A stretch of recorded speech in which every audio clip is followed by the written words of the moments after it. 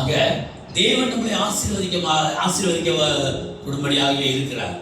அவர் எல்லா நேரத்திலும் நன்மை செய்கிறவர்.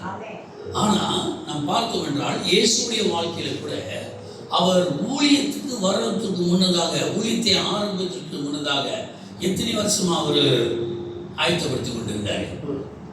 3.5 வருஷம் ஊழியத்துக்கு 30 வருஷம் ஆயத்தப்படுத்திக் கொண்டிருந்தார்.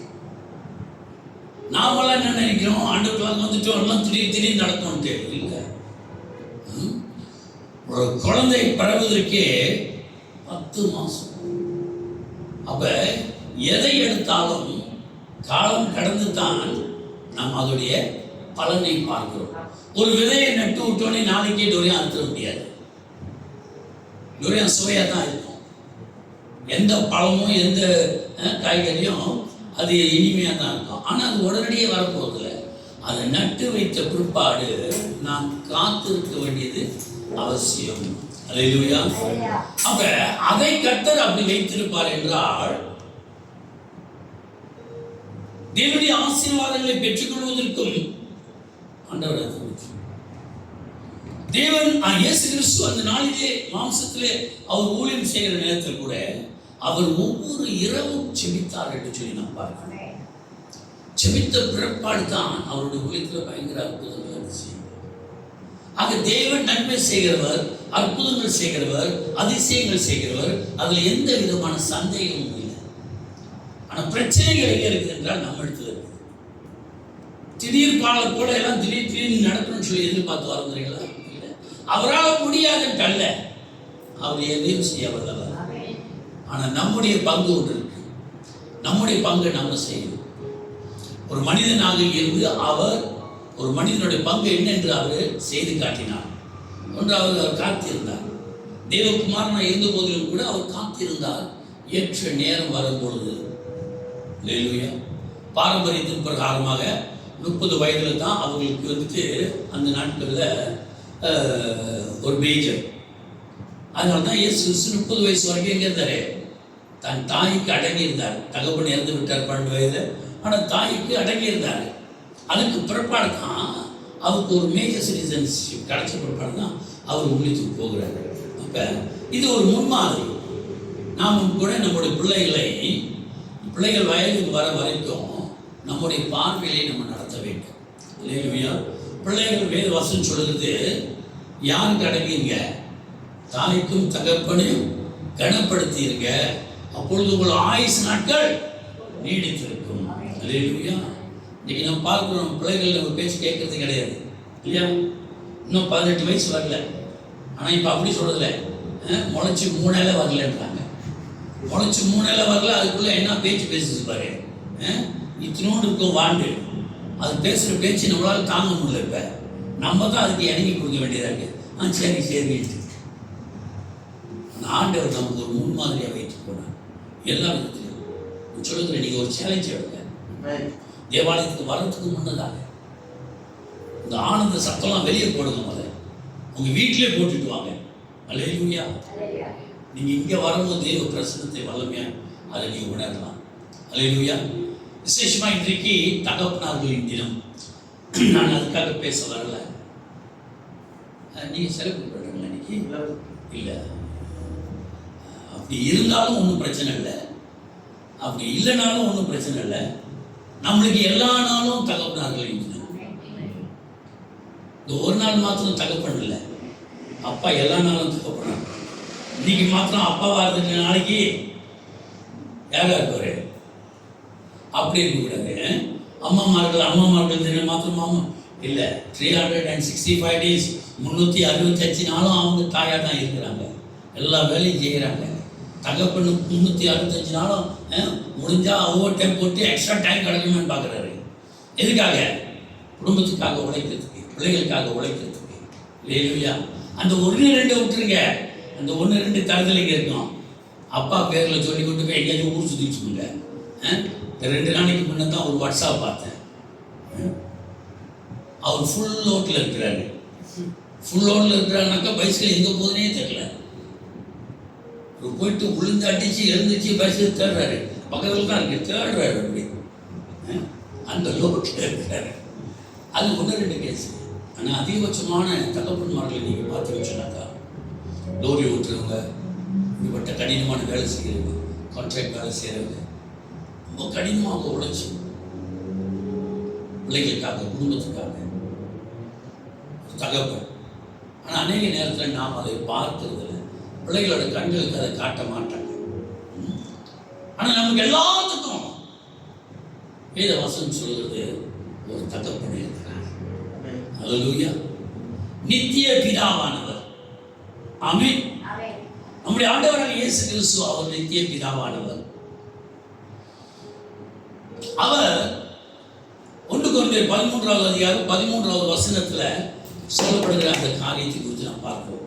1 கொரிந்தியர் 13வது அதிகாரம் 13வது வசனம் எல்லாத்துக்கும் தெரிஞ்சதான ஒரு வசனமும் கூட இல்லையா? எடுத்துட்டாக்க வாசிங்க. 13ஆம் வசனம். இப்பொழுது விசுவாசம், நம்பிக்கை, அன்பு இம்மூன்றும் நிலைத்திருக்கிறது. இவைகளில் அன்பே பெரியது. அல்லேலூயா. 3 காரியங்களை குறித்து சொல்லப்படுகிறது. விசுவாசம், நம்பிக்கை, அன்பு. இந்த மூன்றிலும் அன்பே பெரியது. ஒரு தகப்பன் என்று சொன்னாலும் இந்த தகப்பனுக்கு இந்த 3 காரியம் ரொம்ப முக்கியமானது. அவர் விசுவாசிக்கிறார், எப்படியாவது குடும்பத்தை நான் நடத்தி கொண்டு வந்துடுவேன். அது அவருக்கு ஒரு நம்பிக்கை. அவர் விசுவாசிக்கிறதுல அவருக்கு ஒரு பலத்த நம்பிக்கை. அந்த நம்பிக்கையில தான் ஓடிட்டு இருக்காரு. தும்பிக்கையில ஓட முடியாது, நம்பிக்கையில ஓடலாம். தும்பிக்கையை நம்பி ஓடிடாதீங்க. அது ஆண்டவர் நமக்கு இந்த 3 காரியங்களை சொல்லியிருக்கிறார். விசுவாசம், நம்பிக்கை, அன்பு. இந்த 3ல அன்பே பெரியது. காரணம் என்ன? விசுவாசத்தை குறித்து பார்த்தாலும் விசுவாசம் நம்ம இடத்துல இருந்து வருகிறது அல்ல. ரொம்ப பேர்த்தோடைய விசுவாசம் என்னன்னாக்கா, நம்ம இடத்துல இருந்து வருகிற விசுவாசத்தை வச்சு செயல்படுறதுனால தான் குழப்பங்கள் ஏற்படுகிறது. தமிழ்ல சொல்லுவாங்க இல்லையா, நன்றி உள்ள நாய், விசுவாசம் உள்ள நாய். இந்த விசுவாசம் எந்த லெவலுக்கு போச்சு? இப்ப நாய் லெவலுக்கு போச்சு. ஏன்னு கேட்டா, அது தனக்குள்ளாக இருக்கிற விசுவாசம். தனக்குள்ளாக இருக்கிற விசுவாசம் நாய் லெவலுக்கு போகுது. அப்ப அதை காட்டிலும் கேடு கெட்டவர்களாக இருக்குன்னு சொல்லி நம்மளை சொல்றாங்க. அதானே? இப்ப நம்ம விசுவாசம் அதோட விசுவாசத்தோட நல்லா இருந்துச்சுனாக்கா நாயை பாருன்னு சொல்லுவாங்களா? நாயை நமக்கு உதாரணமா காட்ட மாட்டாங்க. அவ்வாறு எவ்வளவு நன்றி உள்ளது, எவ்வளவு விசுவாசம் உள்ள நாயா இருக்குது. எவ்வளவுதான் அடிச்சாலும் உதைச்சாலும் சுத்தி சுத்தி நம்மளதான் வருது. விசுவாசம் உள்ள நாய் நம்மள 2 வார்த்தை பேசிட்டாக்கா ஊரை விட்டே ஓடிடும். என்ன விசுவாசம் இது? இது விசுவாசமா? ஆக மனிதனுடைய விசுவாசம் இருந்தாக்கா எப்படி வேணாலும் நடக்கும். அது சாக்கு வைக்காம அது எப்படி வேணாலும் நடக்கும். நிற்கும், நிற்காது. அது கொக்கு கோலா போல அடி குளிக்க விட்டேன்னு சொன்னாக்கா பொங்கி வரும். ஐயோ, இவங்கள போல விசுவாசம். இயேசு கிறிஸ்து தெரியாம சொல்ல, தெரிஞ்சு உணர்ந்து சொல்ல. இவன் இடத்துல இருக்கிற விசுவாசம் இஸ்ரேலை யாரிடத்துல நான் பார்க்கல. அப்படிப்பட்ட ஒரு விசுவாசம் என்கிட்ட அவனுக்குள்ளாக இருந்த விசுவாசம். என்ன விசுவாசம் சொன்னாக்கா, அது அவனுக்குள்ளாக இருக்கிற விசுவாசம் இல்லை. அவன் அதுக்கு ஒரு எடுத்துக்காட்டு சொல்றான் பாருங்க. என்ன சொல்றான்? ஒரு தகுதியின் விசுவாசம் இல்லையா? ஒரு தகுதியின் விசுவாசத்தை எடுத்து சொல்லுறான். நான் ஒரு தகுதியில் இருக்கிறேன், 100க்கு அதிபதி இல்லையா? அந்த 100க்கு அதிபதி சொல்லுறாரு, எனக்கு கீழே 100 பேர் இருக்காங்க, நான் சொன்ன அது நடக்கும். அந்த விசுவாசம். அப்ப அவர் அப்படிப்பட்ட ஒரு விசுவாசத்துல அவர் சொல்லுகிறார். நமக்கு எப்படிப்பட்ட விசுவாசம் இருக்குன்னு சொன்னாக்கா, நம்ம எடுத்து வாசிப்போம். எபிரேயர் 11வது அதிகாரத்தை 12வது அதிகாரத்தை ஹீப்ரூ சாப்டர் 12 1வது 2வது வசனத்தை வாசிப்போம். எபிரேயர் 12 1-2 வசனம். 1ஆம் வசனம். ஆகையால் மேகம் போன்ற இத்தனை திரளான சாட்சிகள் நம்மை சூழ்ந்து கொண்டிருக்க, பாரமான யாவற்றையும் நம்மை சுற்றி நெருங்கி நிற்கிற பாவத்தையும் தள்ளிவிட்டு, விசுவாசத்தை துவக்குகிறவரும் முடிக்கிறவருமாக இருக்கிற இயேசுவை நோக்கி நமக்கு நியமித்திருக்கிற ஓட்டத்திலே பொறுமையோடு ஓட கடுவோம். நமக்கு ஒரு ஓட்டம் கொடுக்கப்பட்டிருக்குது, அதுல பொறுமையோடு கூட ஓட சொல்லியிருக்காரு. ஆனா எந்த விசுவாசத்தை வச்சுட்டு ஓடணுமா? எந்த விசுவாசத்தை வச்சுட்டு ஓடணும்? இன்னைக்கு நம்முடைய விசுவாசத்தை வச்சுக்கிட்டு நம்ம ஓட பார்க்கிறோம். அதனால நம்மளோட விசுவாசத்தை எப்படி கம்பேர் பண்றோம், எப்படி அளவிடுகிறோம்? இன்னொருத்தனுடைய விசுவாசத்தை வச்சு அளவிடுகிறோம். பாருங்க, நான் அவனை விட நல்லா விசுவாசிக்கிறேன், நான் இவனை விட நல்லா விசுவாசிக்கிறேன், நான் எத்தனை வருஷம் விசுவாசி, அவன் எத்தனை வருஷம் விசுவாசி. அந்த விசுவாசம் நம்மளுக்கு தேவையில்லை, அது தேவன் எதிர்பார்க்கல. என்கிட்ட அது நாய்கிட்ட கூட இருக்கும். அது யார்கிட்ட இருக்கு? நாய்கிட்ட கூட இருக்கு அந்த விசுவாசம், தனக்குள்ளாக இருக்கிற ஒரு விசுவாசம். ஆனா இங்க எபிரேயர்ல சொல்லப்பட்டிருக்கிற விசுவாசம் அவர் துவக்கி வைத்திருக்கிற விசுவாசம். அல்லேலூயா. அவரை விசுவாசிப்பதற்கு மனித விசுவாசம் பத்தாது, தேவனை விசுவாசிப்பதற்கு மனித விசுவாசம் பத்தாது. தேவனுடைய மகத்துவங்களை நாம் விசுவாசிப்பதற்கு நம்முடைய விசுவாசம் பத்தாது. நம்முடைய விசுவாசத்துல என்ன கலந்துருக்குனாக்கா, மார்க் 9வது அதிகாரத்தில் பார்த்தோம்னு சொன்னாக்கா, ஒரு தகப்பன் தன் பிள்ளையை கொண்டு வருகிறான். பிள்ளைக்கு என்னன்னாக்கா வழுக்கு, திமிராகம் இல்லையா? அப்ப தகப்பன் வந்துட்டு என்ன செய்யறான்? சீஷத்தை சொல்லுகிறாரு. யாருடைய விசுவாசம்? அவனுக்குள்ளாக இருக்கிற விசுவாசம். சீஷன் சொல்லுறாரு, இந்த மாதிரி என் பிள்ளை பிடிக்கலாம், நான் என்ன செய்யுங்க. ஒன்றும் நடக்கல. உடனே அவர் கோபம் வந்துருச்சு. என்ன, நான் சொல்றேன் ஒன்றும் நடக்க மாட்டேங்க. சீஷர்கள் வந்து செய்ய மாட்டேங்களா? சரியான சோம்பேறி சீஷர்கள். ஏசுகிட்டு போறாரு. ஏசுகிட்ட போனோன்னு அங்க சொல்லுகிறாரு. இயேசு என்ன செஞ்சாரு? இயேசு அற்புதம் செஞ்சாரா? செஞ்சாரா? செய்யல. இயேசு என்ன செய்யல? அற்புதம் செய்யல. அவர் என்ன சொல்லிட்டாரு? அவர் சுருக்கமா சொல்லிட்டாரு. இந்த மாதிரி விசுவாசம் என்ற ஒன்று நான் உங்களுக்காக வைத்திருக்கேன் உங்களோட உள்ளத்துல. அந்த விசுவாசம் இருக்கும் என்றால் எல்லாம் கூடும். விசுவாசிக்கிறவன் தேவனுடைய மகிமையை காண்பா. உடனடியே இப்ப அவன் தகப்பன் என்ன சொல்றான்? ஆண்டவரே, விசுவாசிகள் இருந்தாலும் அவிசுவாசம் எனக்குள்ளாக இருக்குது. மனிதனுடைய விசுவாசம் எப்படிப்பட்டது? அவிசுவாசம் கலந்தது. விசுவாசத்தோடு சேர்த்து ஒரு நம்பிக்கையற்ற ஒரு நிலையம் கலந்தது. ஆனா ஆண்டவர் நம்மளுக்கு கொடுத்திருக்கிற அந்த விசுவாசமானது, விசுவாசத்தை போக்குகிறவரும் அவர் தான், அதை முடிக்கிறவரும் அவர் தான். அப்ப எதை பார்க்க வேண்டும்? மேகம் போன்ற இத்தனை திரளான சாட்சிகள், ஒன்று ரெண்டு சாட்சி இல்லை. இது நாம மாத்திரம் பார்க்கல, உலகத்தார்கள் தான் பார்க்கிறாங்க. ஆனா நான் தேவனுடைய கிரியைகளை, மகத்துவங்களை பார்த்து விசுவாசிக்கத்தக்க ஆண்டவர் நமக்குள்ளாக அந்த விசுவாசத்தை வைத்திருக்கிறார். அவரே அந்த விசுவாசத்தை தூக்கி வைத்திருக்கிறார். அல்லேலூயா. எத்தனை பேருக்கு புரியுது? அங்க நம்முடைய விசுவாசத்தை ஊற்றுவோம். நம்முடைய விசுவாசத்துல குழப்பம் உண்டு, நம்முடைய விசுவாசத்துல சந்தேகம் உண்டு, நம்முடைய விசுவாசத்துல அவநம்பிக்கை உண்டு. ஆனா ஆண்டவர் நமக்கு கொடுக்கிறதான அந்த விசுவாசத்துல ஒரு உறுதி உண்டு. அல்லேலூயா. ஆகவே தான் ரோமர் 10வது அதிகாரம் 17வது வசனத்துல என்ன சொல்லப்படுகிறது? ரோமர் 10:17 வாசம் கொஞ்சம்.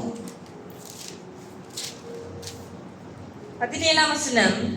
ஆதலால் விசுவாசம் கேள்வியினாலே வரும், கேள்வி தேவனுடைய வசனத்தினாலே வரும். இங்க விசுவாசம் எப்படின்னா வரலாம்? கேள்வினாலே. நம்ம மக்கள் என்ன செஞ்சிடறாங்க? உடனே கேள்வி கேட்க ஆரம்பிச்சிடறாங்க இல்லையா? அந்த கேள்வி கேட்கறதுனால விசுவாசம் உண்டாகுது. கேள்வி, இந்த கேள்வி காதுல நம்ம கேட்கப்பட வேண்டும். Faith comes by hearing. கேட்கறதுனால தேவனுடைய வார்த்தையை கேட்கிறதுனால. அல்லேலூயா. ஆக மேகம் போன்ற இத்தனை திரளான சாட்சிகளை கர்த்தர் நாம் வைத்திருக்க, ஒருத்தருக்கு ஒருத்தர் பேச, அதை நாம் தான் நம்புவோம். உலகத்தான் நம்புவானா? நம்ப மாட்டான். இதைத்தான் போயிட்டு நம்ம மோசஸ் ஃபேரோ கிட்ட சொன்னார், வரப்பா ஆண்டவர் இப்படிலாம் செய்ய போகிறாராம், நீ ஒழுங்கா என் கர்த்தருடைய பிள்ளைகளை விட்டுரு. அவங்க போயிட்டு தூரத்தில் போயிட்டு அங்கே கர்த்தரை ஆராதிக்க போகிறாங்க, வனாந்திரத்தில் போயிட்டு கர்த்தரை ஆராதிக்க போகிறாங்க. ஆக உன் தேசத்துலேருந்து அவங்க கிளம்பி போகிறதுக்கு நீ விட்டுரு. நம்பினானா? விசுவாசானா? இல்லை. ஃபேரோவுக்கு அந்த விசுவாசம் வரல. சரி, முதல் காரியம் நடக்குது. என்ன காரியம் நடந்துச்சு? முதல் காரியம் என்ன நடந்துச்சு? மோசே ஃபேரோவை பார்க்கும்போது முதல் காரியம் என்ன நடந்துச்சு? பாம்பு, கோல் பாம்பு ஆயிட்டு. உடனே இவருக்கும் ஒரு ஆணவம் வந்துருச்சு, நான் உன் கோல் மாத்திரம் தான் பாம்பாகுமா? தபாரி எங்க ஆள்லாம் போடுவாங்க, போடுகிறான். எல்லாம் போட்டாங்க. எல்லாம் போட்டோன்னே எல்லாம் பாம்பு தலை தூக்கி ஆடிச்சு. அதுக்கு யாராச்சும் மகிழி வாசிச்சாங்கன்னு தெரியல. ஆடு பாம்பே, ஆடு பாம்பே. ஆனா மோசஸ்க்கு யாரும் மகிழி ஊதல. மோசஸ் பக்கத்துல இருந்தார், அவர் மகிழி ஊதவே இல்லை. ஆனா மற்ற பாம்புகளுக்கெல்லாம் என்னாச்சு? மகிழி ஊத வேண்டியதாச்சு. ஊதி ஊதி பார்க்குறாங்க, அப்படி ஊதுறாங்க, இப்படி ஊதுறாங்க, அது ஆடுது. ஆனால் இதில் ஒரு கதை ஒன்று உங்களுக்கு தெரியுமா? என்ன கதை? பாம்பு நடக்குமா? தெரியுது உங்களுக்கு? போயிருக்கீங்களா ஸ்டுடியோக்கு? ஐயா தயவு செய்து சொல்லுங்க, ரொம்ப விலையா இருக்கேன். படம் பிடிக்கிறதுனா சின்ன பாஸ்போர்ட் சைஸ் கூட 20 வாங்குறான். ஃப்ரீயா படம் முடிச்சு. ஸ்டூடியோ எங்க இருக்குன்னு தெரியல. என்னையும் ஒருத்தர் 2 பேரை படம் முடிச்சிருக்கு. ஏன் போய் படம் எடுக்கலாம்னு பார்த்தாக்கா ஸ்டூடியோ தெரியல. தெரியல உங்களுக்கு? Praise Lord. படம் எடுக்கலாம். அது படம் எடுக்கல, படம் எடுக்குது. படம் எடுக்கிறது தான் படம் எடுக்குதுன்னு சொல்லிட்டாங்க. படம் எடுக்கிறதுனா என்ன அர்த்தம்? அட்டாக் பண்ண போகுது. அது தலையை விரிச்சிருச்சு சொன்னாக்கா அது உங்களை அட்டாக் பண்ண போகுதுன்ற அர்த்தம். அது தலையை விரிச்சா தான் அதோட விஷத்தை கக்கும். அது தலையை விரிக்காம விஷத்தை கக்காது. அது தலையை விரிச்சிருச்சுனாக்கா நீங்கள் பி கேர்ஃபுல். ஏன்னு கேட்டால் அது 6 அடி தூரத்துக்கு அதோட விஷத்தை நேரடியாக கண்ணுக்கு தான் அதை அடிக்கணும். அவ்வளோ பயங்கரமானது. ஸோ அதனால அது படம் எடுக்குதுன்னு நினச்சிட்டு நீங்கள் போஸ்ட் கொடுத்துட்டு இருக்காங்க. இப்படி அப்புறம் வேற இடத்துல நம்ம போகணும். அல்லேலூயா. அங்கே மகுடி ஊத போது இவங்களும் படம் எடுத்து காட்டினாங்க. ஆனால் ஒன்றும் முடியல. மோசையோட கோல் என்ன செஞ்சிச்சு? பாம்பா இருந்தது, எல்லாத்தையும் சாப்பிட்டு போட்டது. அல்லேலூயா. இதை பார்த்த ஃபேரோவுக்கு இன்னும் ஒரு பயம் வரல. என்ன பயம் வரல? இது உண்மை, கடவுளுடைய பிள்ளைவன், கடவுளை கூட்டிட்டு போகிறாங்க, நம்ம வேண்டாம், இதில் சம்மந்தப்படக்கூடாது. கேட்கல. அடுத்தது என்ன நடந்துச்சு? நதியெல்லாம் கடலெல்லாம் ரத்தமாக போச்சு. அந்த மாதிரி 10 வாதை 9 வாதை வந்தது. 9 வாதையிலையும் இந்த ஃபேரோ என்ன செய்யல? அடங்கல. என்கிட்ட உலகத்தார்கள் கர்த்தருடைய மகத்துவத்தை விசுவாசிக்க மாட்டார்கள். ஆக தேவன் மனிதனை உண்டாக்கினான் என்ற இந்த தத்துவமானது, இத்தத்துவம் அல்ல, ஒரு செயல்முறையானது, சிருஷ்டிப்பானது. இதை உலகம் என்ன செய்யல? நம்பல. நம்பாம தான் அது என்ன சொல்லுது? மனுஷன் எப்படி வந்தானா? குரங்குல இருந்து வந்தான். இதுல நம்மளும் சொல்லிக்குவாங்க, ஆமாடா நம்மளுக்கு கூட கொஞ்சம் அந்த சேட்டை இருக்குல்ல, இருக்கா? இருக்கு.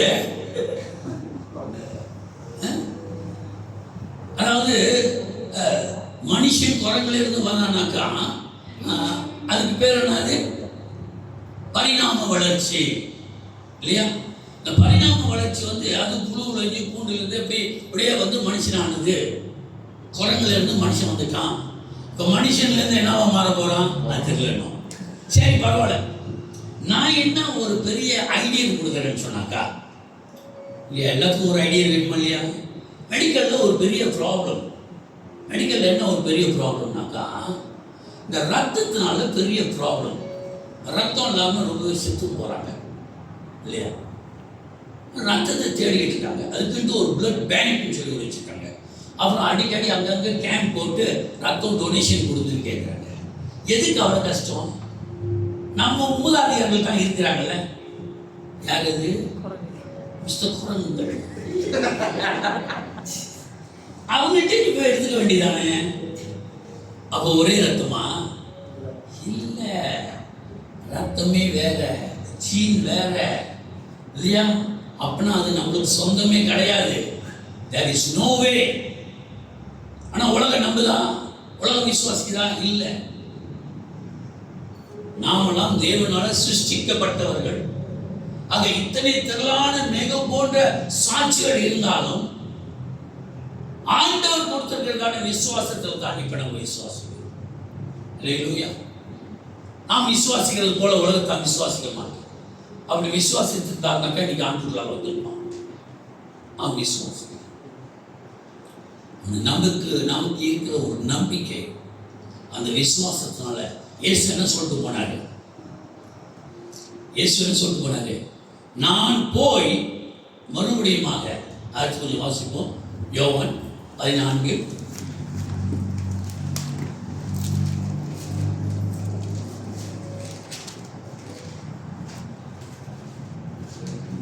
28ஆம் வசனம். நான் போவேன் என்றும் திரும்பி உங்களிடத்தில் வருவேன் என்றும் நான் உங்களுக்கு சொன்னதை கேட்டீர்களே. நீங்கள் என்னில் அன்புள்ளவர்களாய் இருந்தால் பிதாவினிடத்திற்கு போகிறேன் என்று நான் சொன்னதை குறித்து சந்தோஷப்படுவீர்கள். ஏனெனில் என் பிதா என்னிலும் பெரியவராய் இருக்கிறார். 2ஆம் வசனம். என் பிதாவின் வீட்டில் அநேக வாசஸ்தலங்கள் உண்டு. அப்படி இல்லாதிருந்தால் நான் உங்களுக்கு சொல்லியிருப்பேன். ஒரு இதுல நம்மளுக்கு ஒரு நம்பிக்கை இருக்கணும். அல்லேலூயா. நாம் செத்தா எங்க போவோம்?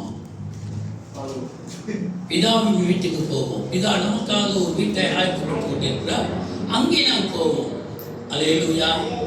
அப்ப நான் கேட்கிறேன், அப்புறம் ஏங்க பயங்கரமா ஒப்பாரி நிற்கிறீங்க, கத்துறங்க, கதறங்க? இந்த பூமி நமக்கு சொந்தமானது அல்ல, இது நிரந்தரமானதும் அல்ல. ஆனா நம்முடைய பிதா நமக்காக ஒரு வீட்டை ஆயத்தப்படுத்தி கொண்டே இருக்கிறார். அவர் என்ன சொல்லுகிறாரு? அப்படி இல்லைனாக்கா நான் உங்களுக்கு சொல்லியிருப்பேன். மேலும் சொல்றாரு, நான் போய் உங்களுக்காக ஸ்தலத்தை ஆயத்தம் பண்ணின பின்பு, நான் ஆயத்தம் பண்ணின பின்பு நான் இருக்கிற இடத்திலே நான் இருக்கும் இடத்திலே நீங்களும் இருக்கும்படியாக நான் மறுபடியும் வந்து உங்களை என்னிடத்தில் சேர்த்துக் கொள்வேன். நான் இருக்கும் இடத்திற்கு உங்களை கூட்டிக் கொண்டு போவேன். அல்லேலூயா. அப்ப எவ்வளவு அருமையான ஒரு நம்பிக்கையின் வார்த்தை. இதுதான் நம்மளுடைய நம்பிக்கை. இந்த நம்பிக்கை உறுதியானது. மரித்தா எங்க போவோம்? தெரியலங்க. எங்கேயோ போவோம். எங்கேயோ போக மாட்டோம். நமக்கு ஒரு உறுதி இருக்கு. அல்லேலூயா. வேற யாருக்காவது உறுதி இருக்கா? கிடையாது. நிறைய நம்பிக்கை உடையவர்கள் இருக்கிறார்கள். அதாவது மத நம்பிக்கை உடையவர்கள் இருக்கிறார்கள், மார்க்க நம்பிக்கை உடையவர்கள் இருக்கிறார்கள், வழிபாட்டு நம்பிக்கை உடையவர்கள் இருக்கிறார்கள். ஆனா அவர்களுடைய நம்பிக்கைக்கு ஒரு உறுதி இருக்குதா? இல்ல. ஆனா நமக்கோ வந்து நம்ம இடத்துல பார்த்து சொல்லி போனான், பாருப்பா, நான் இருக்கும் இடத்துக்கு நான் உங்களுக்கு கொண்டு போவேன். வேற இடத்துக்கு இல்ல, அவர் இருக்கிற இடத்துக்கே நம்மளை கூட்டிக் கொண்டு போய் சொல்லுங்க. இதுல நீ வெயி நம்பிக்கை. அல்லேலூயா. வேற யாரும் என்ன சொல்லுவாங்க, அதுல என் வார்த்தை மேல நீ நம்பிக்கை. நான் உனக்காக ஒரு இடத்தை ஆயத்தப்படுத்துறேன், அந்த இடத்துக்கு நான் உன்னை கூட்டிக் கொண்டு போகிறேன். அப்புறம் 2 காரியம் பார்த்துட்டோம். என்ன 2 காரியம் பார்த்தோம்?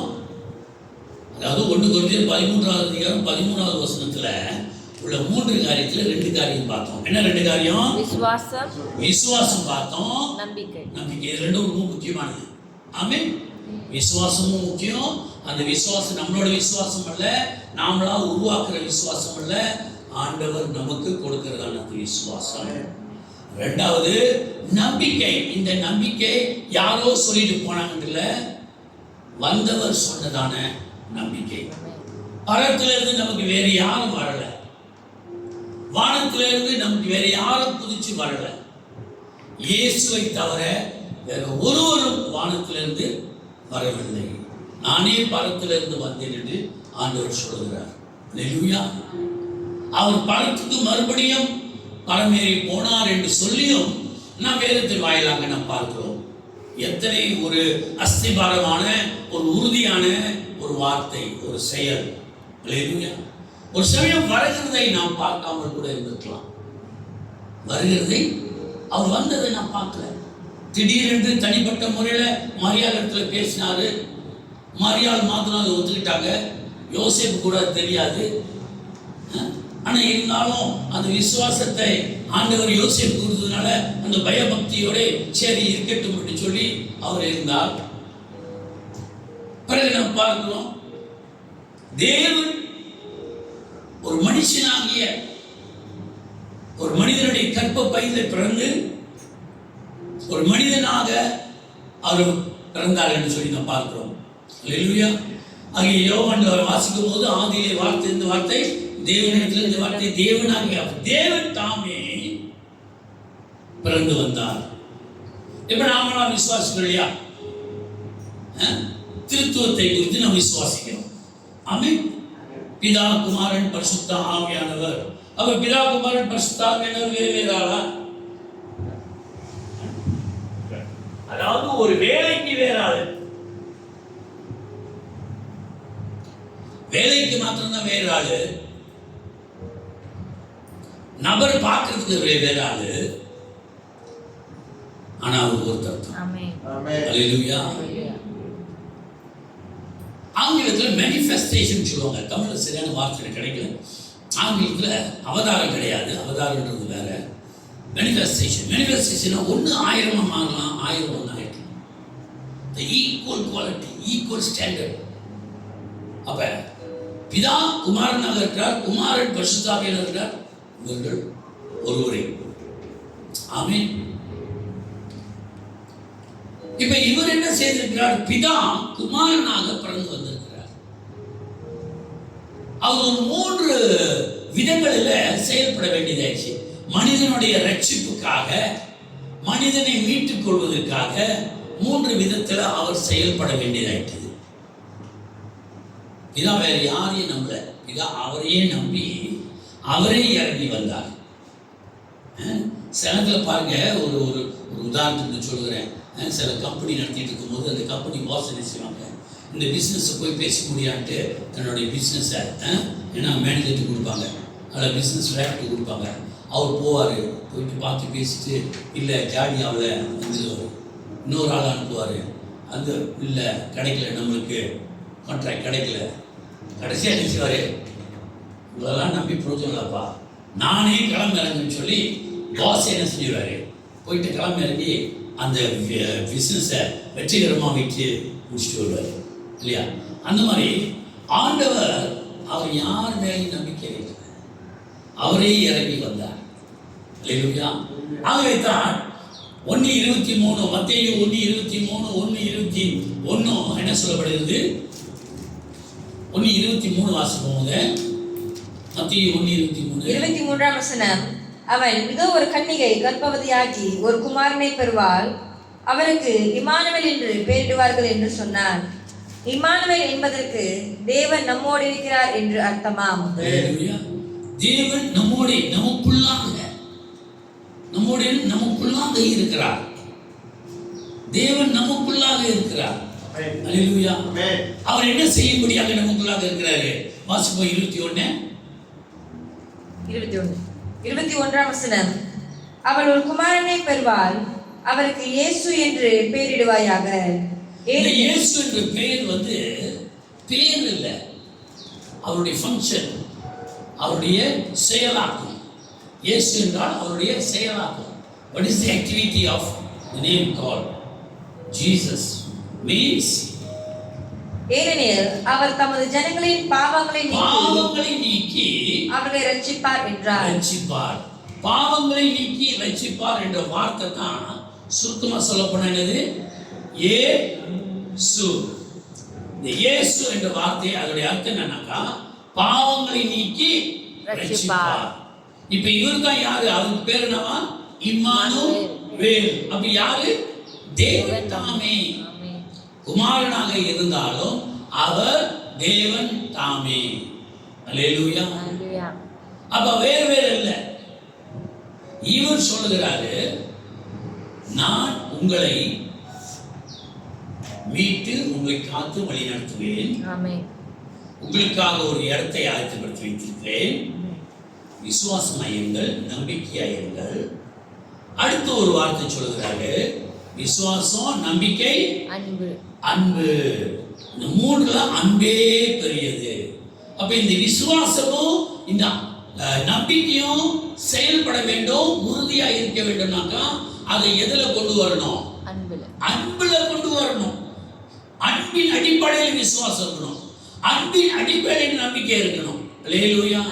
எதுவும் ஒரு எதிர்பார்ப்பின் நம்பிக்கையில் அல்ல. அப்ப ஆண்டவருக்குள்ளாக வருகிறது, கிறிஸ்துக்குள்ளாக வருகிறது எதிர்பார்த்து அல்ல, எதிர்பார்த்து அல்ல. இவர் தேவனுடைய குமாரன், இவர் தேவன் என்று நம்பிக்கை, விசுவாசம். ஆகவே தான் வாசிக்கிறோம். இந்த அன்புல 3 அன்பு இருக்கு. இந்த அன்புன்னு சொல்லப்படுகிறது 3 அன்பை குறித்து சொல்லப்படுகிறது. அதுல முதல் அன்பு ஃபீலியோஸ் அன்பு. இந்த ஃபீலியோஸ் அன்புன்னு சொன்னா சகோதரத்துவத்தின் அன்பு. என்ன அன்பு? சகோதரத்துவத்தின் அன்பு. இப்ப சபையில் காணப்படுகிற நாம் எந்த அன்பை நம்ம பயன்படுத்துகிறோம்? சகோதரத்துவத்தின் அன்பை நாம் பயன்படுத்துகிறோம். யாரை பார்த்தாலும் praise Lord brother, praise Lord sister, இல்லையா? அப்ப சகோதரத்துவத்தின் அன்பு, ஒரு குடும்ப உறவின் அன்பு. இது அன்பு, பாசம் நிறைந்தது. அடுத்தது ஈரோஸ் அன்பு. ஈரோஸ் அன்பு என்றால் ஒரு கணவனுக்கும் மனைவிக்கும் இருக்க வேண்டிய ஒரு அன்பு. இந்த அன்பை கொண்டு போயிட்டு ஃபிலியோஸ் அன்போடு கூட ஃபிலியோஸ் அன்பு விட்டு காடக்கூடாது. அப்ப கர்த்தருடைய பிள்ளைகளாகியன்னா இந்த அன்புல சரியா ஏங்குவோம்னு சொன்னாக்கா சபைக்குள்ளாக என்ன வராது? இல்ல சொன்ன போச்சு கொடுப்பீங்கள காதல், கத்தரிக்காய், அதெல்லாம் எங்க வருது? இந்த காதல் என்பதே என்ன அன்பு? ஈரோஸ் அன்போடு கூட கணக்கப்படுகிறது, இல்லையா? அப்ப சபைக்குள்ளாக வந்து பார்க்கணும் ஒரு மாதிரி பார்க்கலாம் வருதுனாக்கா அந்த அன்புல என்னமோ சொல்லுங்க கலந்து இருக்கு, இல்லையா? இன்னைக்கு ஏன் திருச்சபையில கீழே உளுந்தோடனே துணி கொண்டு வந்து போடுறாங்க? ஏன்னு கேட்டா அந்த சபையில ஒரு ஃபீலியோஸ் அன்பு கூட இல்லை. எதுவுமே புரியுது நான் சொல்றது? ஒரு ஃபீலியோஸ் அன்பு இருந்துச்சுன்னு சொன்னாக்கா அவன் தன் சகோதரியை கூட பார்த்துருப்பான். இச்சையாவோ கொச்சையாவோ பார்த்துக்க முடியாது. அவன் கண்கள் அப்படி போவாது. காரணம் அவனுக்குள்ளாக இருக்கிறது ஃபீலியோஸ் அன்பு.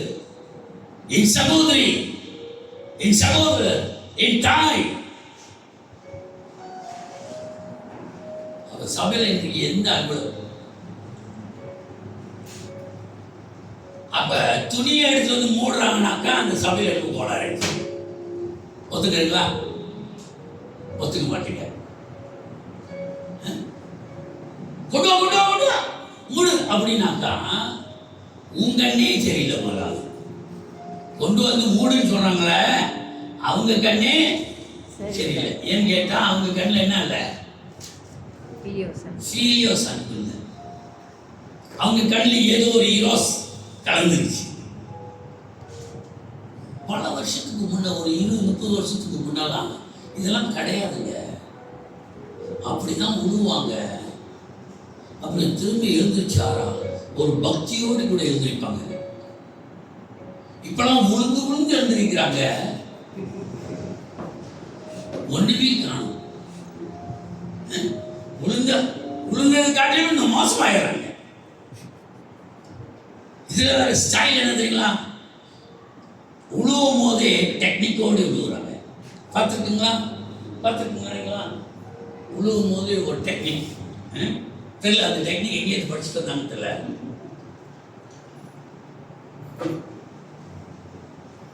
அது ஒரு டெக்னிக் இருக்கு.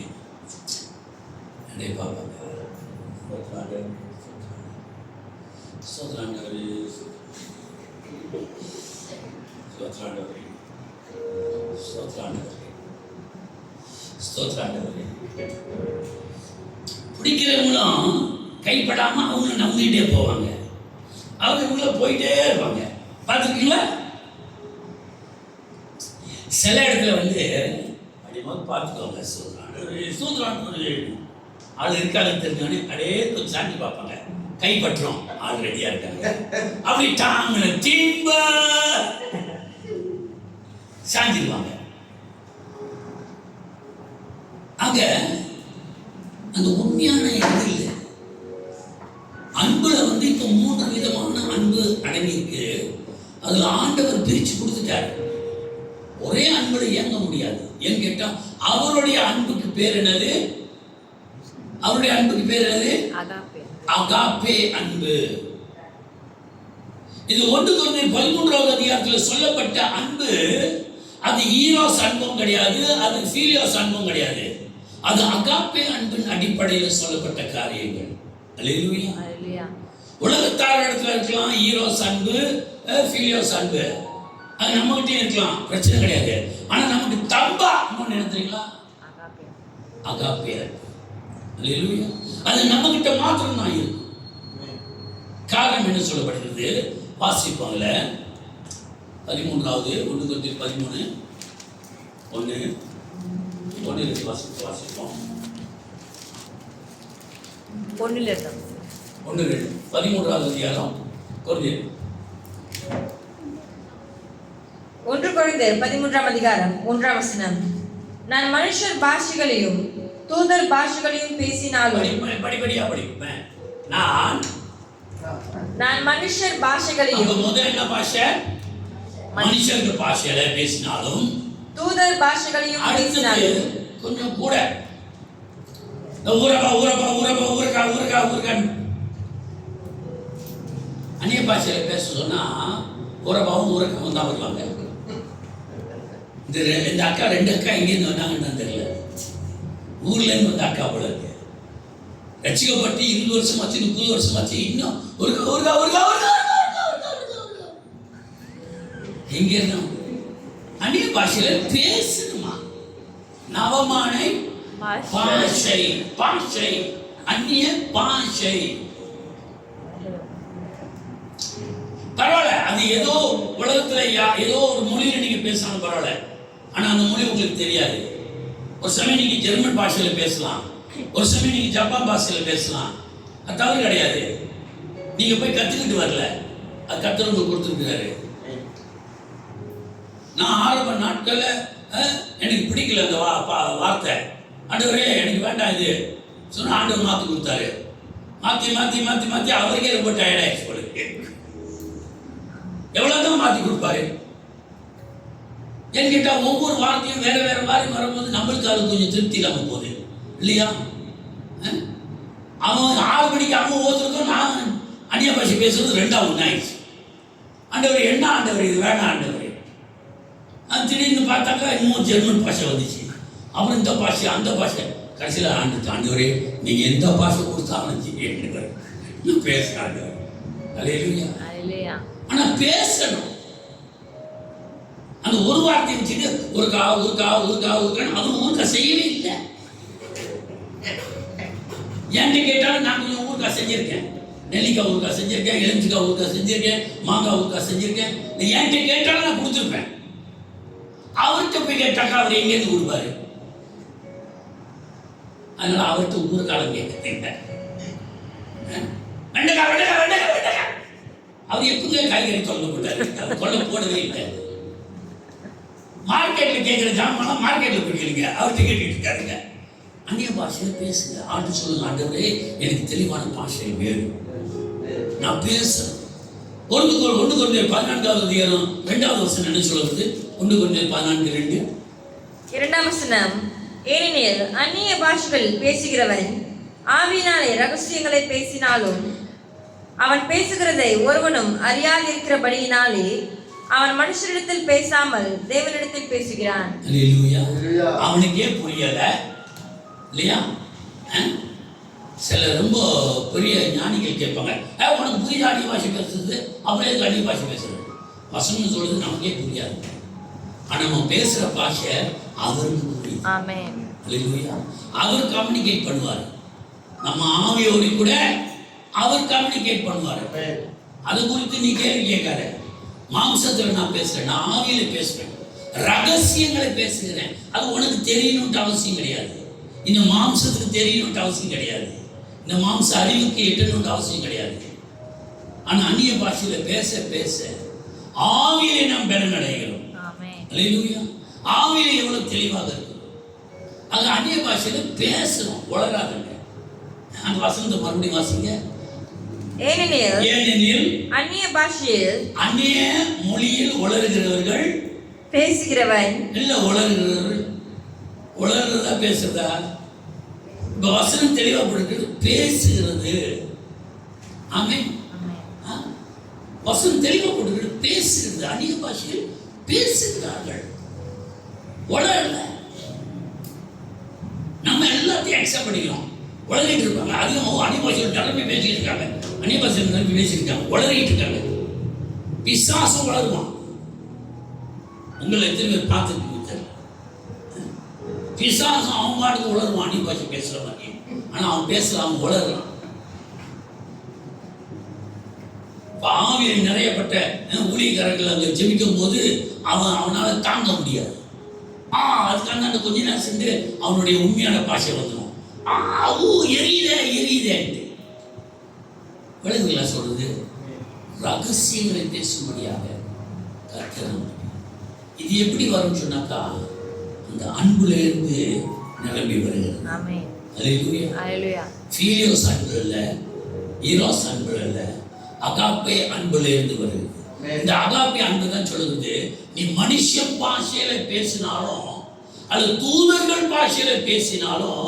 வாசிப்போம் 13:1. 1ஆம் வசனம், நான் மனுஷர் பாஷைகளையும்.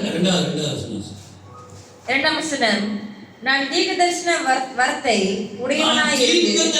வரங்களை உடையவனாயிருந்தாலும் சகல ரகசியங்களையும்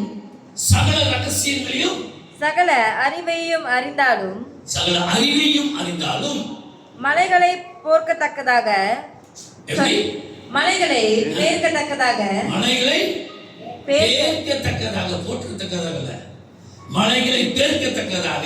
சகல விசுவாசம் உள்ளவனாய் இருந்தாலும் அன்பை எனக்கிராவிட்டால் நான் ஒன்றுமில்லை.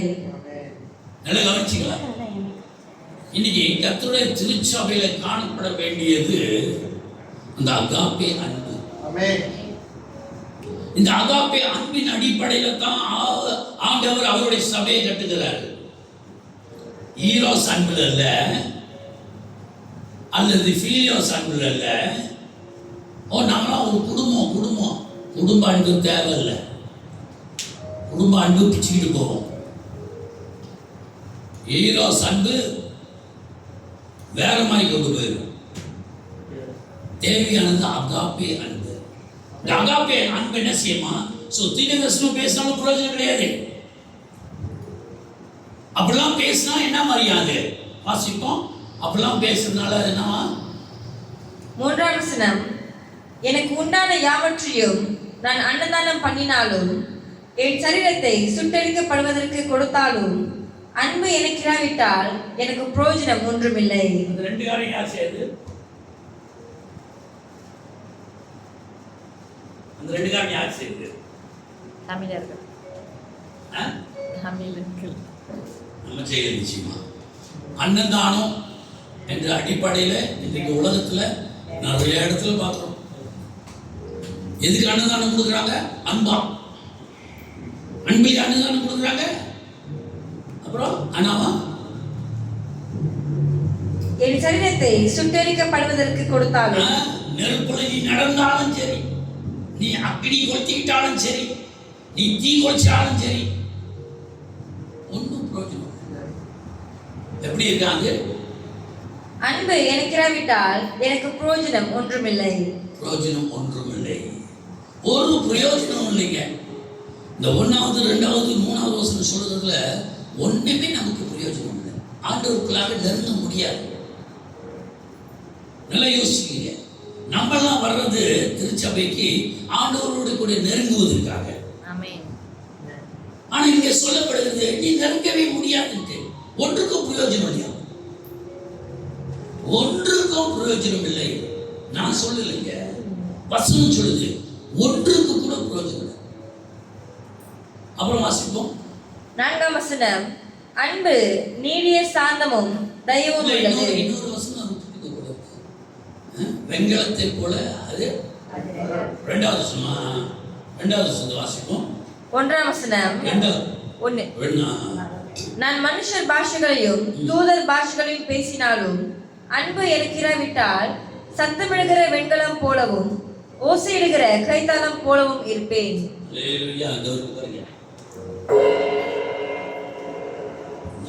வெண்கலம் சத்தத்தோடு முடிஞ்சது. அது எந்த பிரயோஜனமும் கிடையாது. எல்லாத்தையும் பிரயோஜனம் வச்சா கொஞ்ச நேரத்துக்கு உடம்புல ஃபீல் பண்ணி அதோடு இருந்துச்சு, அவ்வளோதான். இந்த கொஞ்ச நேரத்துக்கு அது சத்தம் ஓடுகிற வெண்கலம் போல தான். இதனால தான் போல சண்டை வந்துச்சுனாக்கா, நீ சுத்த வெண்கலம், நீ சுத்த பித்தாளை அப்படிலாம் பேசினாங்க போல இருக்குங்க. நீ அவனை அடித்தாலும் பிரயோஜனம் கிடையாது. நீ சத்தம் தான் போடுவேன். சிலவங்க பார்த்துருக்கீங்களா?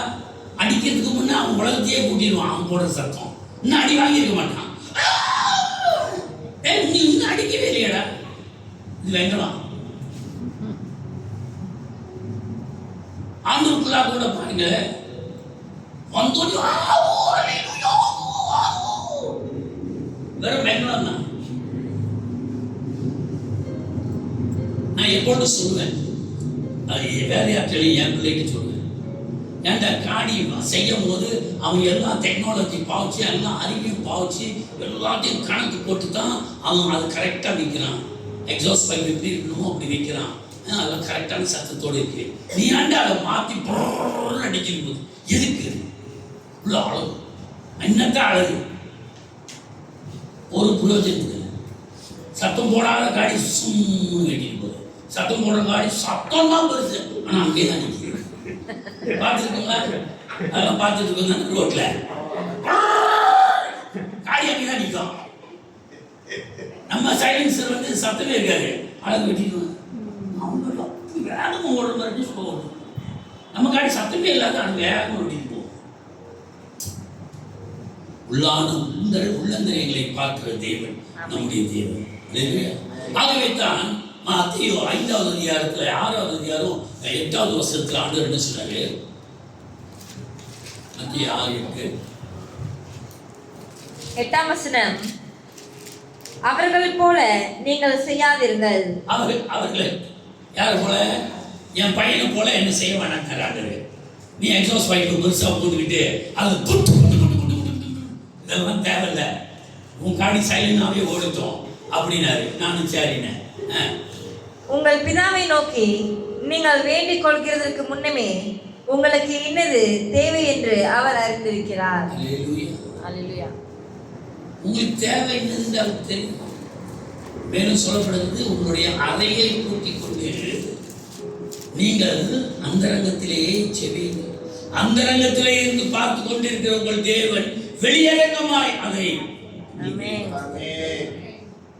சத்தமே இல்லை, எல்லாம் உள்ளுக்கு இருக்குது. ஆனா ஓடும் போது வெளிப்படுத்தி காட்டுகிறேன்.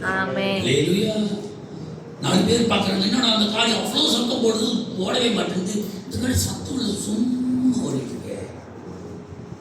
உள்ளத்தில் நாம் சரியா இருப்போம் என்றால் இந்த அன்பு இங்கே இருந்து வரணும், உள்ளத்துல இருந்து வரணும். அன்பு வெளியே இருந்து வர்றதில்லை. ஈரோஸ் அன்பு, ஃபீலியோஸ் அன்பு இந்த சரீரத்திலிருந்து வருகிறது. ஆனா அகாப்பே அன்பு அது உள்ளத்திலிருந்து வருகிறது. அந்த உள்ளத்திலிருந்து வருகிற அன்பு சூப்பர்சீட் பண்ணும். ஆமென். அது ஜெயம் கொள்ளும். இயேசு கிறிஸ்து அந்த அன்புல தான் அவர் போனார். அன்பு 4வது வசனத்தை வாசிப்போம். 4ஆம் வசனம், அன்பு நீடிய சாந்தமும் தயவும் உள்ளது. முதலாவது அன்புக்கு தேவைப்பட்ட முதல் காரியம் நீடிய சாந்தம். பொறுமை. சாந்தமும் பொறுமையும். அப்ப அன்புக்கு முதல் என்ன இருக்கணுமா? அன்புக்கு என்ன இருக்கணும்? நீடிய சாந்தம். நீடிய சாந்தம், அந்த நீடிய பொறுமை. உங்களை ஏசுவாங்க, பேசுவாங்க, நிந்திப்பாங்க. இயேசு கிறிஸ்துவை என்னெல்லாம் செஞ்சாங்க? காரி துப்புனாங்க, உடையெல்லாம் ஊனாங்க, அடிச்சாங்க, கேலி பண்ணாங்க. வானத்தையும் பூமியும் படைத்த தேவன், அவர் வானத்தையும் பூமியும் படைத்த தேவன், எல்லாம் செஞ்சாங்க. ஆனா அவர் எப்படி இருந்தார்? வேத வசனம் என்ன சொல்றது? மரண பரியந்தமும் அவர் தம்மை தாழ்த்தினார். நீடிய பொறுமை. பொறுத்தார். நம்மளாம் சொல்லுவோம், ரொம்ப நேரம் நான் பொறுக்க மாட்டேன், பொங்கி அழிச்சவன் இல்லையா? பொறுமைக்கு ஒரு எல்லை உண்டு. பொறுமைக்கு எல்லை இருக்குங்களா? மரண பரியந்தமும் நம்முடைய பொறுமை போயிட்டு இருக்கோம்.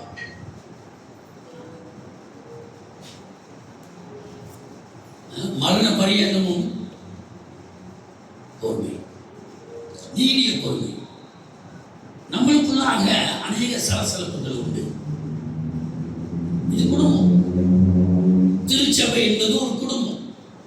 தேவனுடைய ராஜ்யம் என்பது ஒரு குடும்பம்.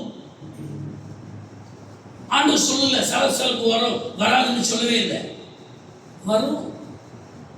ஆனா அதுல என்னத்தை அபியாசப்படுத்துவோம்? உண்மையான அகாப்பே அன்பு இருக்கும் என்றால் என்னத்தை அபியாசப்படுத்துவோம்? முதலாவது நீடிய சாந்தம். நீடிய சாந்தம்.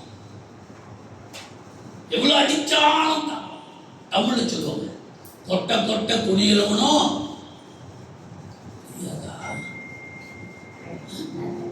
தெரியாதா? கொட்ட கொட்ட குனிகிறவனும் முட்டாளு, குனிய பொட்டுகிறவனும் முட்டாளு. ஆனா நம்முடைய ஆண்டவர் என்ன சொல்றாரு? இந்த கண்ணத்தை கேட்டா அடுத்ததையும் ஆஃபர் பண்ணு. அல்லேலூயா. ஏன் கேட்டா அவன் அறையிறது ஒன்னு அறையில, என்ன அறையலாம்? ஒன்னை தொடுகிறவர்கள் என் கண்மணியை தொடுகிறார். அல்லேலூயா. அகாப்பே அன்பு அதுதான். ஆகவே தான் அந்த கல்லறையில இருக்கும் பொழுது கூட அவருடைய அன்பை வெளிப்படுத்தி காட்டினார். அவ்வளவு கேவலமா பேசுறான். நீ கடவுள்னாக்கா நீ இறங்கி அப்படி காப்பாத்து இல்லையா? பக்கத்தில் உள்ளவன் தெரியுது ஆண்டவருடைய ராஜ்யத்தில் வரும்போது என்ன ஆண்டவர் எந்த அளவுக்கு பொறுமையா இருக்கு. அந்த கல்வாரி சீர்திருத்தி அப்படியும் பலவிதமா பேசுகிறார். ஆண்டவர் என்ன சொல்றாரு? பிதாவே இவர்கள் பேசுகிறது என்னது என்று அவர்கள் அறியாமல் பேசுகிறார். இவர்களை நாம் அதை செய்ய முடியுமா? கொஞ்சம் சந்தேகம் தான். நமக்கு தான் மூக்குக்கு மேல 2 சந்து கொடுத்துட்டாரு, சரி மூக்குக்கு கீழே இல்லையா?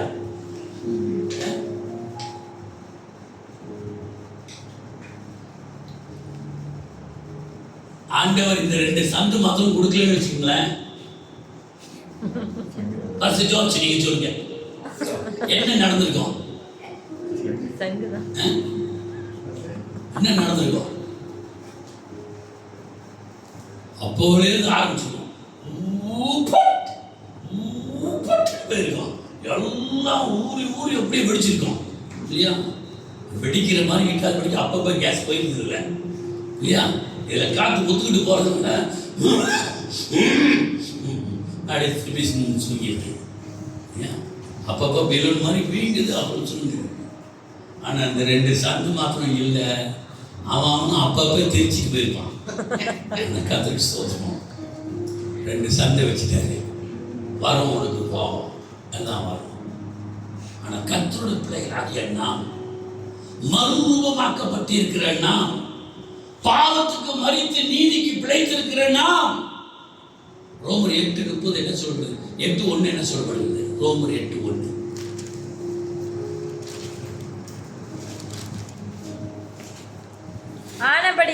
ஆனபடியால் கிறிஸ்து இயேசுவுக்குட்பட்டவர்களாய் இருந்து மாம்சத்தின்படி நடவாமல் ஆவியின்படியே நடக்கிறவர்களுக்கு ஆக்கினை தீர்ப்பில்லை. There is no condemnation for those who walk in the Spirit, though we are living in the flesh. நாம் மாம்சத்தில் தான் வாழ்ந்து கொண்டு இருக்கிறோம். ஆனால் மாம்சத்தின்படி நடக்கிறதல்ல. நம்முடைய நடை வேற. தெரியுங்களா? நம்மளுக்கு ராஜாவுக்கு என்ன வித்தியாசம்? தகுதி மாத்திரம் தான் வேற இல்லையா? நமக்கும் ராஜாவுக்கும் தகுதி மாத்திரம் தான் வேற, மற்றபடி ஒன்றும் இல்லை. அவர் ராஜா, நம்ம குடிமக்கள். ஆனா குடிமக்கள் நம்ம எப்படி நடக்கிறோம், ராஜ பரம்பரை எப்படி நடக்கிறாங்க பார்த்துருக்கீங்களா? பார்த்துட்டு நிச்சயமில்லா. அவங்களாம் அடி மேல் அடி வைத்து நடக்கிறவர்கள். நாமளாம் ஒரு நேரத்துக்கு இப்படி நடப்போம், ஒரு நேரத்துக்கு அப்படி நடப்போம், ஒரு நேரத்துக்கு நண்டு போல நடப்போம், ஒரு நேரத்தில் ஈத்த மாதிரி நடப்போம், ஒரு நேரத்தில் கோழி மாதிரி நடப்போம், ஒரு நேரத்தில் கெங்கரு மாதிரி பாஞ்சு ஓடுவோம். ஆனால் ராஜ பரம்பரை அப்படி இல்லை. எல்லாத்துக்குமே ஒரு ப்ரொசீடியர் இருக்குது. அவங்க இதில் நடக்கிறது தான் ஒரு ப்ரொசீடியர், அங்கே நடக்கிறது தான் ஒரு ப்ரொசீடியர். எல்லாம் ஈக்குவல் அடாப்ட் தான் இல்லையா? அவங்க சொன்னால் இவ்வளோ அடாப்ட் எல்லாம் பறக்குது பாருங்க. நம்ம அவங்க நடந்தா பறக்காங்க. அங்கே ஒரு பாடிக்காய் ஒரு ஒழுக்கம் இருக்குது. அல்லேலூயா. ஆக நாம் ஆவிக்குரிய பிள்ளைகளாக இருக்கிறபடியா ஆக்கினை தீர்ப்பு நமக்கு இல்லை. There is no condemnation because we walk in the Spirit. ஆவிலே நடக்கும்போது நம்ம ஜாக்கிரதையா எந்த அன்பிலே நாம் நடக்கணும். அல்லேலூயா. மணியாயிட்டு அதனால எந்த அன்பிலே நடக்கணும். நம்பிக்கை, விசுவாசம், 2 ஆண்டு கொடுத்துருக்காரு. ஆனால் அந்த அன்பின் அடிப்படையில் தான் இது காணப்படணும். அந்த அகாப்பே அன்பில் நம்முடைய நம்பிக்கை இருக்கணும். அகாப்பே அன்பில் நம்முடைய விசுவாசம். கர்த்தருடைய ராஜ்யம் செழிப்பாய் காணப்படும். கர்த்தருடைய ராஜ்யம் அவர் ஏற்ற விதத்தில் காணப்படும். அவரோட ராஜ்யத்தை அவர் நினைவு கூற சொல்லியிருக்கிறார் இல்லையா? மத்தேயு 6:33 அவர் என்ன சொல்லிட்டார்? முதலாவது தேவனுடைய ராஜ்யத்தையும் அவருடைய நீதியையும். காரணம் என்ன? நாம் ஆவிக்குரிய பிள்ளைகள், நாம் அன்பிலே நடக்கிறவர்கள். உலக பிரகாரமான அன்பு இல்லை, அது தேவ ராஜ்யத்தின் அன்பு. அந்த ராஜ்யத்துல வேற அன்பை கொண்டு போக முடியாதுங்க. ஹீரோ சன் அங்க போகாது, ஃபீலியோ சன் அன்பு அங்க போகாது. ஏன் ஃபீலியோ சன் அங்க போகாது? அங்க குடும்பம் நடத்தினவங்க போகல. வேத வசனம் சொல்றது அங்க ஆண் பால் என்றது கிடையாது, பெண் பால் என்றது கிடையாது இல்லையா? அங்க ஜெனட்டிக் ப்ராப்ளம் கிடையாது. எல்லாம் ஒரே விதமாக தான் இருக்கும். ஆக இந்த ஃபீலியோஸ் அன்போ ஹீரோஸ் அன்பு அங்கே கொண்டு போக முடியாது. அங்கே ஒரே அன்பு, சகலத்தையும் சகிக்கும், சகலத்தையும் தாங்கும், நீதிய பொருள், தயவு இருக்கு. இந்த 1 வருஷத்தை தான் நம்ம கவனிச்சோம். இன்னும் போயிட்டே இருந்தாக்கா நமக்கு நேரம் பற்றாது. ஆனால் இந்த 1 வருஷம் நமக்கு போதுமானது. அது நம்முடைய வாழ்க்கையில், அன்றாட வாழ்க்கையில் இருக்குதான்னு நம்ம கோவப்படும் போதுலாம் கேட்டு பாருங்க. கோவப்படுறோமே, நீடிய பொறுமை இருக்கா? நீடிய சாந்தம் இருக்கா? தயவு இருக்கா? 2வது அங்க வாசிக்கிறோம், தயவு இல்லையா? நீடிய சாந்தமும் தயவும் உள்ளது. தயவு சாந்தம் இருக்கா? தயவு இருக்கா? இந்த 2 அடிப்படையில் நம்ம வாழ ஆரம்பிச்சோம்னாக்கா அடுத்தடுத்ததெல்லாம் தானாகவே நம் கண்ணில் மூடி கற்றுக்கலாம். ஸ்தோத்திரிப்போம்.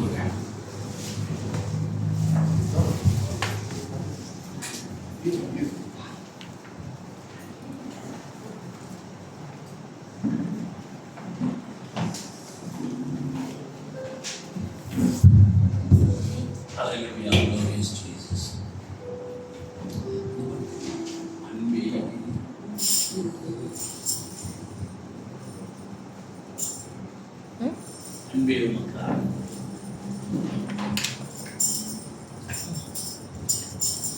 அன்புல நாம் நிலைநிற்க பிரயாசப்படுவோம். வேற எந்த அன்பு இல்லை, சீரியஸ் அன்பு இல்லை, எரோஸ் அன்பு இல்லை, அகாப்பே அன்பு. இந்த அகாப்பே அன்புல சகலமும் அடங்கி இருக்கிறது. அன்பானவர்களே, யாரும் நமக்கு ஜெபித்து மாறணுன்ற அவசியம் கிடையாது. இந்த அகாப்பே அன்பு வந்துவிட்டாலே நாம் நம்முடைய வாழ்க்கையில் பெரிய காரியங்களை சாதிக்கக்கூடியவர்களாக இருக்கிறோம். அல்லேலூயா. அன்பே உமக்கு ஆராதனை, என் அழகே உமக்கு ஆராதனை. அன்பே உமக்கு ஆராதனை, என் அழகே உமக்கு ஆராதனை. ஆராதனை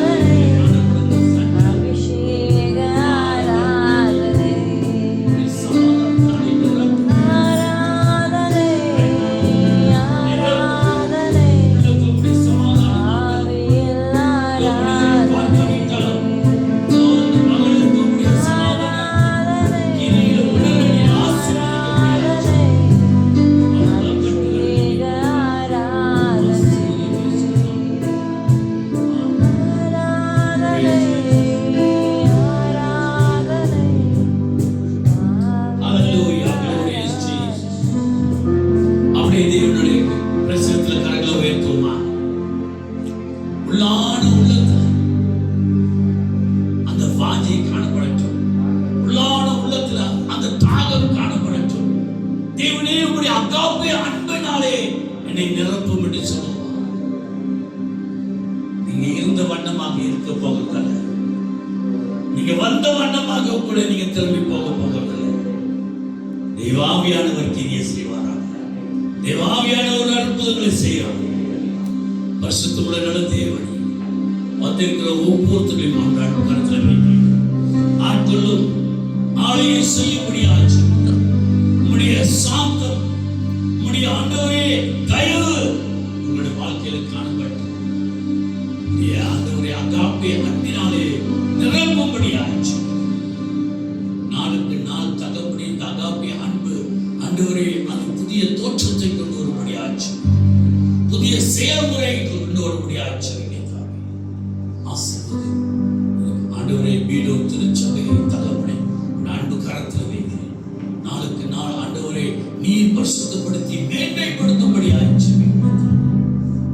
நீரே கர்த்தாவே சபையை கட்டுகிற தேவன். என் சபையை நான் கட்டுவேன் என்று சொன்னேன். பாதாளத்தின் வாசல் என்னை மேற்கொள்ளாது என்று சொன்னேன். சபையை அன்பு கரத்தில் வைக்கிறேன். சபைக்கு ஒவ்வொரு அங்கத்தினரையும் அன்பு கரத்தில் வைக்கிறேன். ஆட்களும் ஆளுகை செய்யும். எல்லா துதிக்கான மகிமையும் கேளுங்க. இயேசுவின் நாமத்தால் ஜெபிக்கிறேன் நல்ல பிதாவே. ஆமென். நம்ம எல்லாரும் கரங்களை உயர்த்தி நாம் ஒருமனப்பட்டவர்களாக சொல்லுவாங்க. என் ஆத்துமாவே கர்த்தரை ஸ்தோத்திரி. என் முழு உள்ளமே பரிசுத்த நாமத்தை ஸ்தோத்திரி. என் ஆத்துமாவே கர்த்தரை ஸ்தோத்திரி. கர்த்தர் செய்த சகல உபகாரங்களையும் மறவாதே. ஆமென்.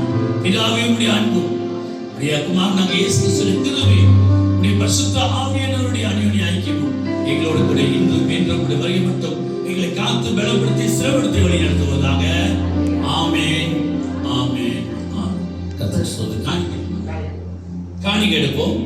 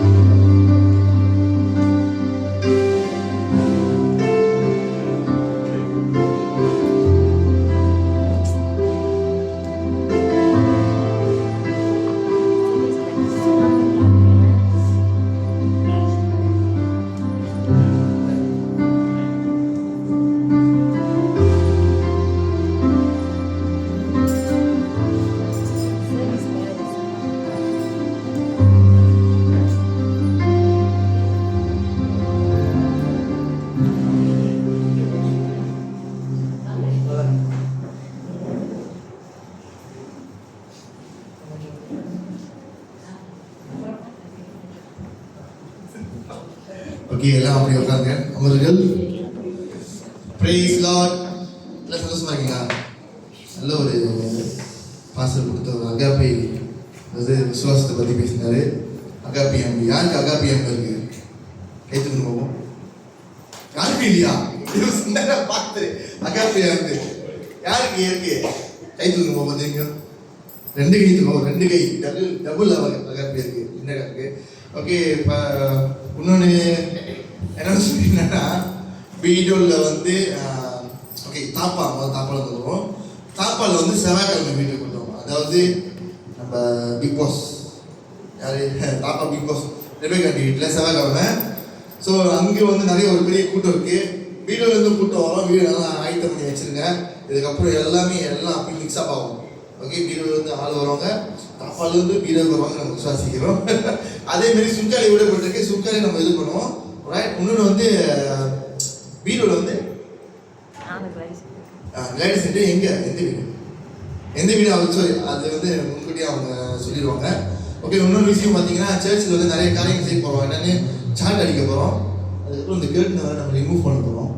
ஸோ நீங்கள் என்ன செய்யுங்க, உங்களோட கலர் சஜஷன் வந்து நீங்கள் கொடுங்க. என்ன கலர் அடித்தா நல்லாயிருக்கும், உங்கள் கண்ணுக்கு எப்படி. சில பேர் மஞ்சள் மஞ்சளே இருக்குவாங்க, சில பேர் சோப்பாக இருக்கும், சில பேர் கருப்பாக அடிப்போம் அப்படின்வாங்க.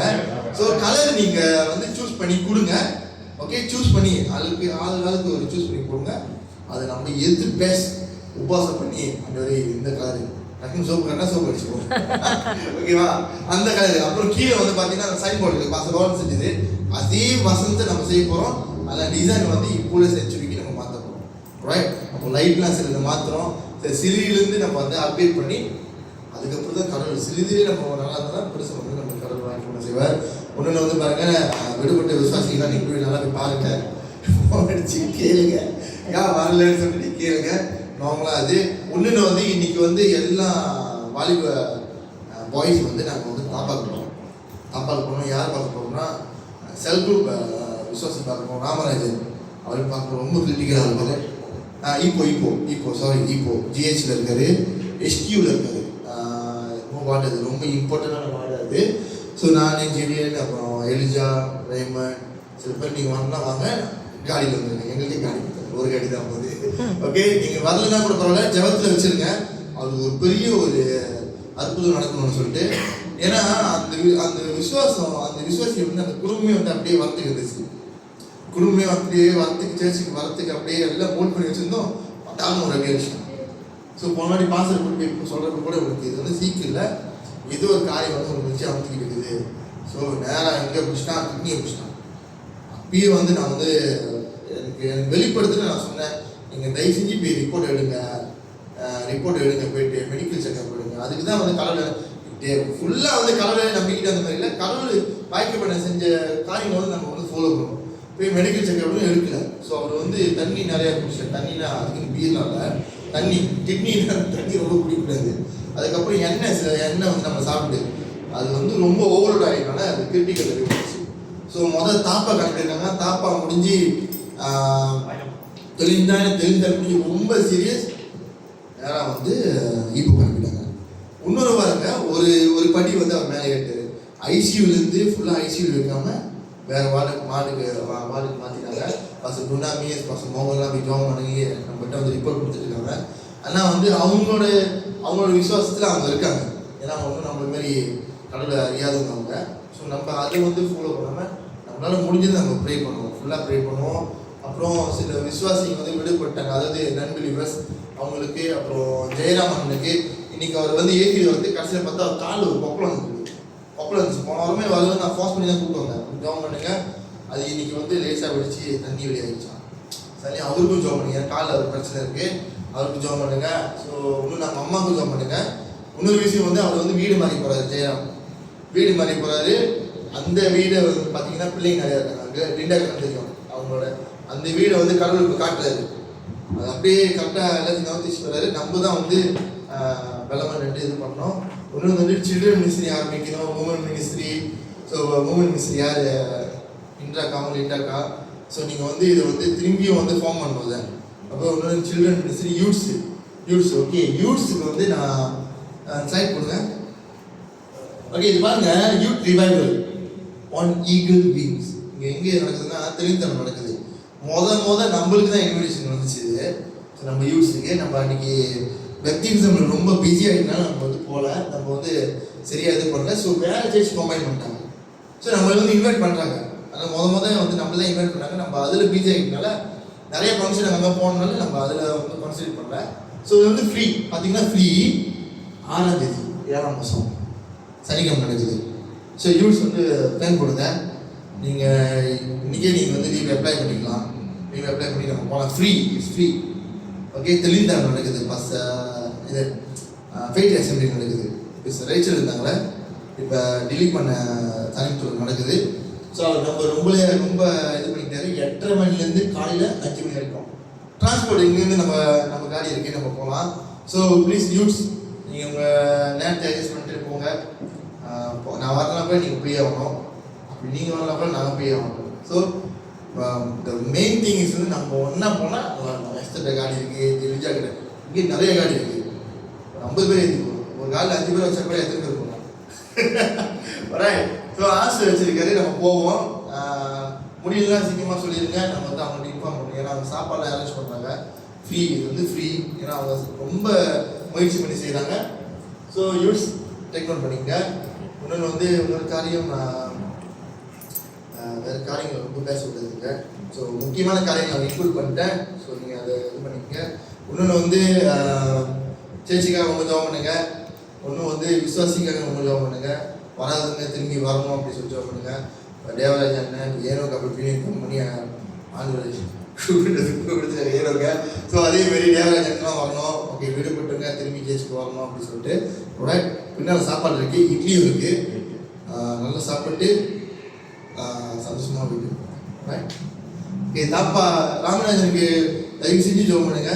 அவர் வந்து திரும்பி மீண்டு வரணும், வரக்கு வரணும் சொல்லிட்டு இல்லையா.